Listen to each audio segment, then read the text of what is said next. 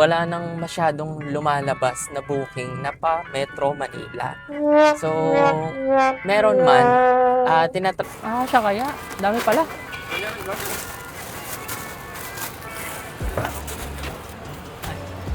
Kasi tayo ay magke-Quezon Up. So, kapag kayo magke-Quezon Up, dapat nandito na kayo. Ayan o, may barrier na siya. So, ito yung pila na susungiin natin para lang umabot pa guys. Kala ko hindi na natin mapipick up. Buti ang bite ni sir.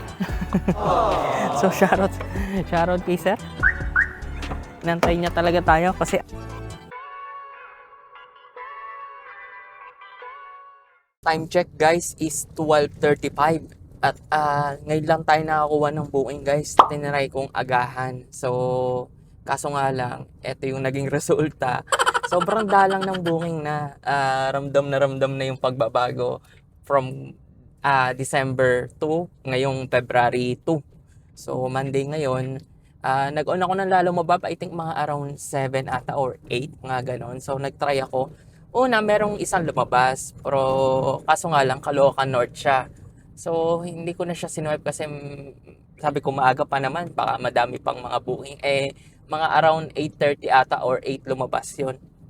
Kaso nga lang, after nun, wala nang masyadong lumalabas na booking na pa Metro Manila. So, meron man, tinatry ko siyang i-swipe kaso ang layo ng pickup sa akin. So, nasa around 10 to 14 kilometers. So, hindi sa akin napupunta. Kaya ngayon, eto naman, meron tayong booking. Ang layo is around 5 to 7 kilometers from our home base. So, nakapag-pick up na tayo dito before. Ang pipick upin dito is mga ukay. So, tinanong ko na kay customer, apat daw na ukay. So, more or less mga around 80 to 100 kilos, something like that. So, let's see kung mahanapan pa natin ng kasabayan. Pero hoping na sana mahanapan natin. So, guys, time check is 12:50. Nandito na tayo. Pick upin na natin to. Padulo na lang, sir. Hindi ko sure, parang apat lang.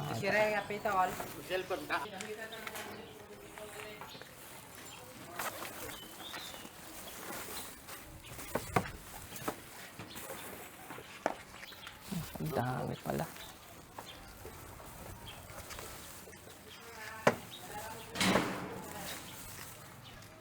Okay na po. Thank you po. So, time check guys is 1:03. Natapos na tong i-load. Madami ang ating booking na load. So, let's see kung pag nakakuha tayo ng kasabayan, may magkakasya pa ha. Pero I think ang target ko na lang isa. Antay muna tayo siguro kahit mga around 20 to 30 minutes. Kapag ka wala pa, andar tayo ng konti. Somewhere in Expressway, I think sa may San Pedro, doon sa may Caltex, doon tayo mag-antay. Para kahit paano umuusad tayo. So, update ko lang kayo. I think 30 minutes nang nakakalipas. Nagpa-full tank na din tayo para kahit papaano accurate yung gas natin. Then, may lumabas sa booking. Then, ang drop-off is sa may bandang Valenzuela. Kaso, nung sinaswipe ko, may nalabas na finish your ongoing booking first. Tapos, merong lumabas din na yun ay regular ha. Tapos, meron ding lumabas na pulling naman. Tinari kong i-swipe. Ang drop-off is sa may Taguig. Kaso nga lang, na siya, naglo-loading na siya. Kumbaga, pwede nating makuha. So, it means, guys, na, I don't know ha. So, ang pwede mo lang maisabay is pulling. As of now, ito yung nangyayari sa akin. So, let's see. Ang bala ko is tumakbo muna dun sa may bandang Caltex pa San Pedro. Tapos doon tayo maghanap ng booking na pangsabay. So, let's see kung may mahanap tayo. Update ko kayo. So, time check ulit is 1:35.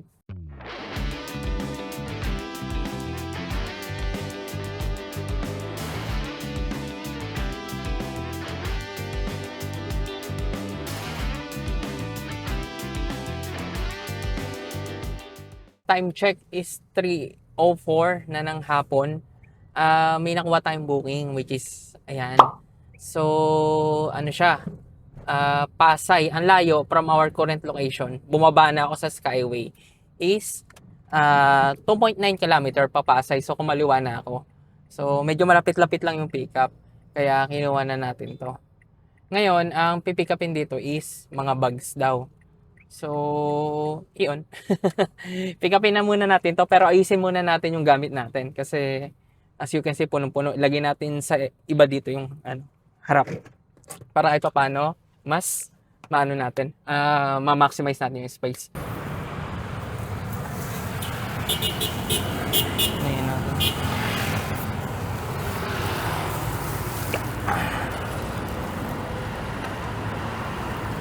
Yeah.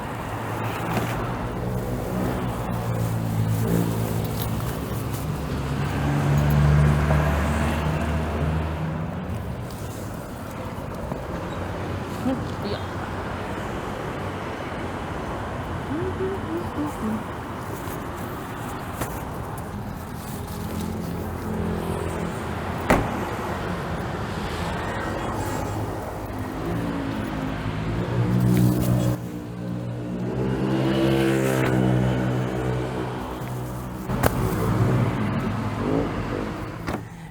Right, kahit pa paano may space na. Kahit pa paano double booking kaso medyo malayo yung yung drop off nung una. Ay yung pangalawa nating nakuha.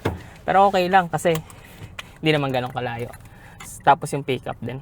So tawagan natin yung pick up. Hello, sir. Yes, sir. Sir, kasi malapit na ako sa pick up. Ngayon hindi ko matawagan yung pick up. Itatanong ko sana kung may paparkingan ako doon kasi sasakyan po dala ko. Nasa ano na sila, sir eh. Nasa kalsada lang yan. Tapos pag nandun ka na, nasa labas, nasa baba. Nasa gilid na sila ng kalsada eh. Yun po nga po ang hirap, sir, kasi baka mamaya makaabala ako dun sa kasunod ko sa likod. Kung Hindi naman. Kasi pagka mayroong kinakarga, pinagbibigyan nila yon. Kasi ano lang yun eh, iskinita. Okay. Kasi malapit na ako, sir. Papaready ko na din sana. So, ayun guys, hindi matawagan pero tatawagan daw ni customer. So, let's see kung anong mangyayari sa akin doon. Sana hindi tayo maabala doon sa traffic kasi sana hindi tayo maabala doon sa parking kasi hirap ng parking doon sa may bandang ang hirap ng parking dito sa may bandang Metro Manila lalo na kung hindi pa ready yung item. Pero along kalsada lang daw sila. So, expected ko na baka mag-hazard tayo.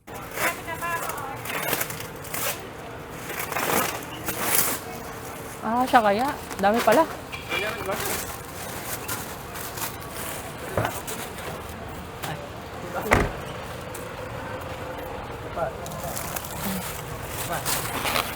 Sino kaya kumain?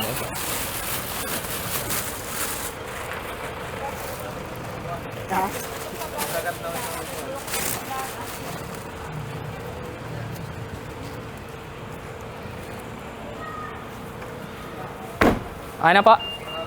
Sige po. Salamat po. So, ayun guys, as you can see, dami. Dami nitong na-load. Pero okay lang. Para kahit papaano na tayo, mayroon tayong booking. Hindi masakit, single booking lang. So, additional ng around 400 pesos. Tapos, according kay sir, magtitip na lang daw siya. So, consider na natin na 500. So, hindi tayo single booking. Then, according kay Waze, drop muna natin tong Pasong Tamo kasi yun yung unang madadaanan sa may bandang Tandang Sora siya.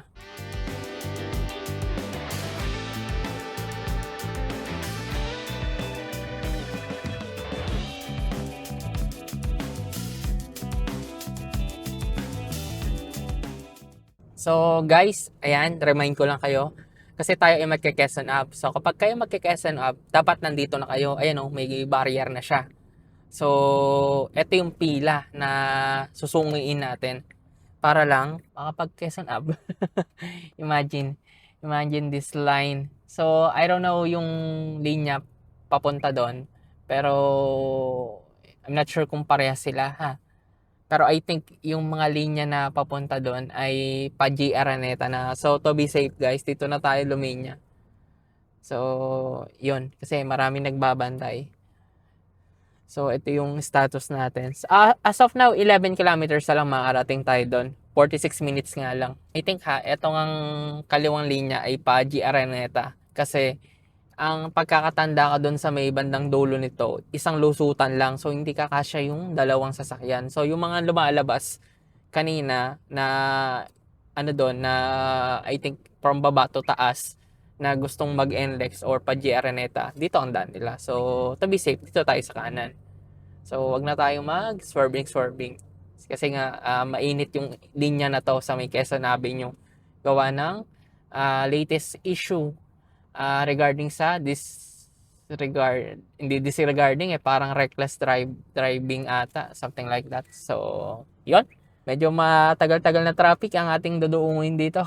Guys, share ko lang yung current status ko sa inyo ngayon, ha. As of now, may nakuha tayong booking. Ang lapit lang kasi sa current location natin kanina. Pero as of now, nasa 3.6 na lang. Which is, ayan. Ang problem lang natin is etong loading natin ngayon. So, pagkakasyahin ko siya dito, kahit sabi niya konti lang daw eh. So, let's see kung ganong kadami yung konti niya, ha. Kasi as of now, punong-puno tayo. So, hindi ko ma-determine kung paano natin gagawa ng paraan yung ano natin. Pero, bahala na, mamaya. So, let's see kung gaano din kalaki yun. So, guys, nandito na tayo. Inayos ko yung likod. So, hoping na sana kasya. Hanggang oras po ba kayo? Nangungalasing ko lang. Hanggang ngayon lang? Hindi na pwede mag-extend. Dadrop ko kasi ito sa may pasong kamo. Oo. Nangungalasing ata ito ng kliyente. Kaya, pero nasabi ko sa kanya na dadrop ko muna yung dala ko. Sige, drop mo na lang sir. Kaso baka magsiuwihan din kami. So guys, update, time check is 5:02. Kinausap natin si customer. Ngayon, kakausapin daw niya yung pick up na baka sakaling mapakiusapan na i-extend. Saka tayo mag-proceed uli doon.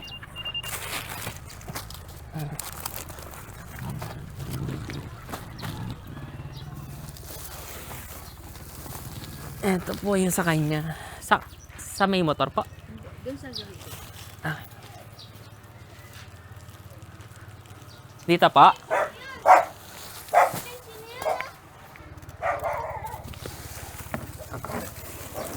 Yeah.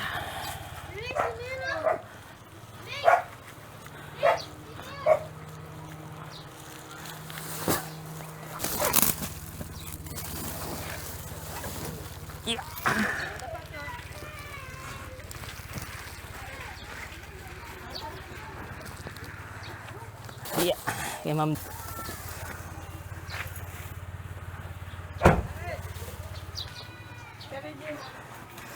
Pero hindi kasi lang daw niya. Okay na po, bayad na po. Ay, ba ito? Apo.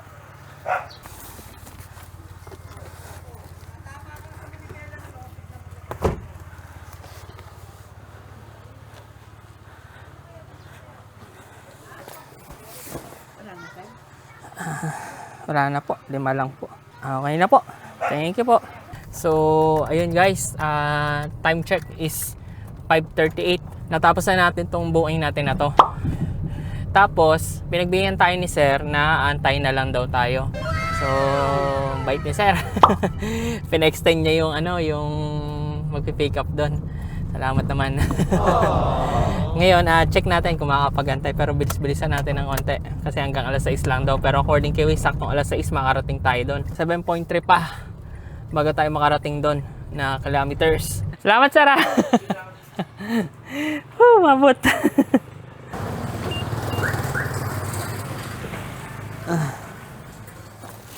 Kaya na yan. Pero meron pang Pasok mo nga ito sir. Yung maliit. pasok ko na lang to sa loob. Tulak ko sir. Ay hindi, tatanggalin ko to. Lalagay ko sa loob.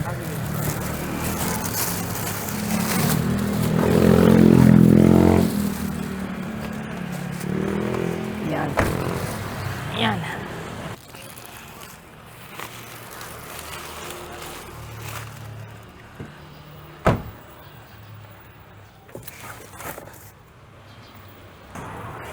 Yun. Kasya. Salamat po. Thank you po. Thank you po. Umabot pa guys. Kala ko. Hindi na natin mapipick up. Buti ang bite ni sir. So shoutout kay sir. Inantay niya talaga tayo kasi out niya na. So, yun. Sure na ang pauwi natin. Then, i-drop na natin tong isa sa may bandang Novaliches to, sa may TB5. So guys, ang layo nga pala from our current location up to drop-off is 15 kilometers. Aray ko. Woo! So, drop na natin to. at para matapos na. So sana may mahanap pa tayong isa pang booking. So let's see kung masasabayan natin. So guys, time check is 6:10. Nandito ngayon tayo sa may Quezon City Circle. So sobrang traffic as of now. Pa Commonwealth tayo tapos to Baliches proper. Yun ang matindi. Traffic pa naman doon. Aray ko According kay Waze, 49 minutes, 13 kilometers. So as of now, tinatry nating hanapan ng kasabayan. Kasi pag nababa natin to, for sure, kahit pa paano maluwag-luwag na. So kung hindi man tayo makahanap ng kasabayan, try natin dun sa may Novaliches proper, yun yung pick up natin, or sa may Pasay. Tatansyahin ko pa din guys kasi kahit pa paano nakatatlong booking tayo sa maghapon. Yun yung naging diskarte natin. Kaso nga lang medyo mababa to kasi ang nagiging tip pa lang natin as of now nasa around 120 pesos. Let's see kung dadagdagan tayo ni Sir dito kasi sabi naman niya dadagdagan niya daw tayo kasi sobrang dami nga naman ng naging item niya. Nagka-problema pa tayo ng minor, pero okay lang, grind lang ng grind. Magkano kaya kikitain natin? So let's see, update ko kayo. Ramdam na yung konti ng booking guys, so kailangan natin mag-adjust. Kung itutuloy pa natin tong silala mo, kumbaga kung ito ay magiging full time natin, so kailangan hanapan natin ng paraan kung paano tayo mas kikita ng mas malaki. So yan, share ko lang. So guys, time check is 6:43. Update ko lang kayo, may nakuha tayong booking which is ayan. So since ang drop off natin is sa may bandang Lipa, so sinagad na natin yung Batangas City na. So kagandahan dito, I think magkalapit lang yung pick up. So bakit ko siya kinuha guys? Kasi kaya ko din siya kinuha gawa ng sayang naman at double booking na din. So baga mamamaximize natin yung booking natin kung kukuhanin natin yun. So kinuha na natin. Ngayon papunta tayo dito sa may nakuha nating booking kanina sa Pasay. Tapos according kay Waze, 5.5 kilometers, 23 minutes. So after nun, saka natin pick upin yung pa Batangas City. So all goods. So now, ganun yung plano natin. Tapos baba ko lang to sir. Ito. Po yan.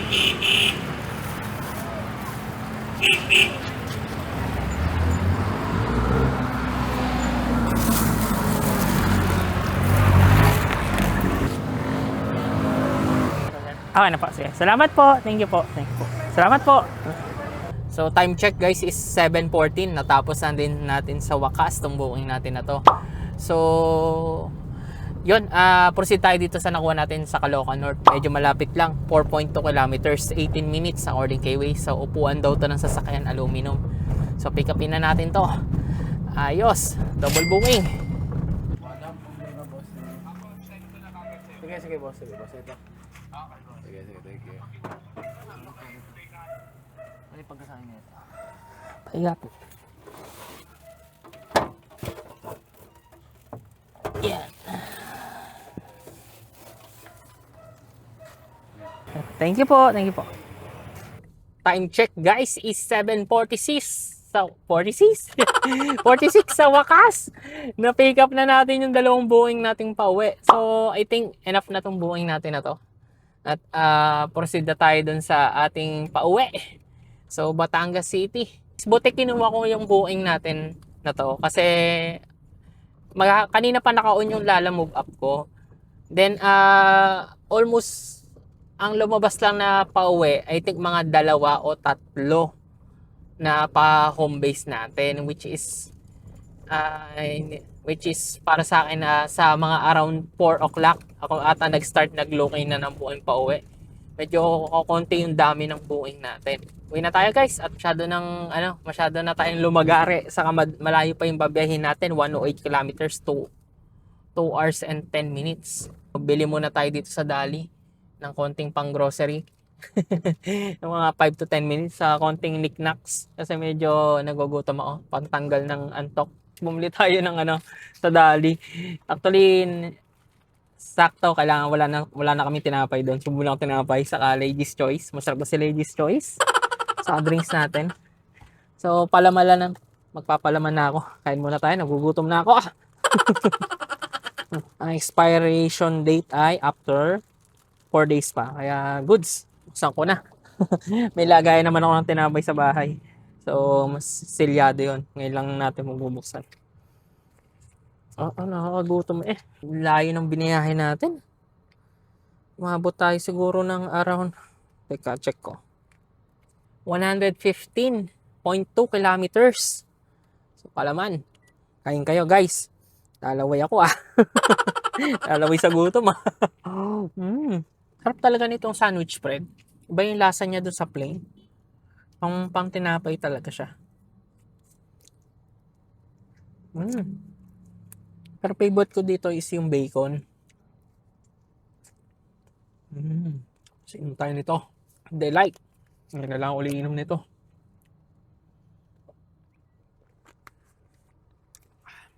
Sarap.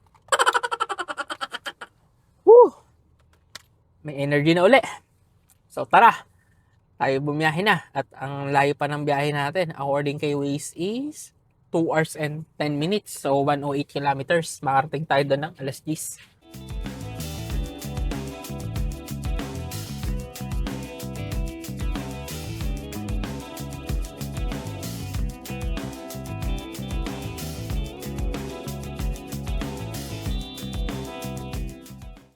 Good evening po.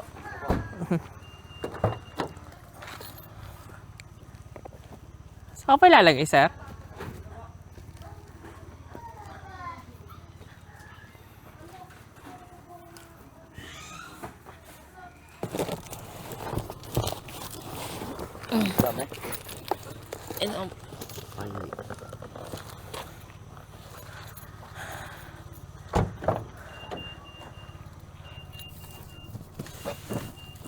Ayan.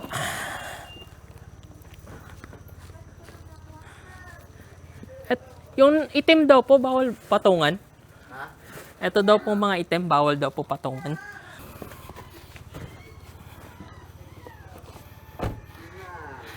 Ito pa po. Salamat ka. Salamat po. Thank you po. Thank you po.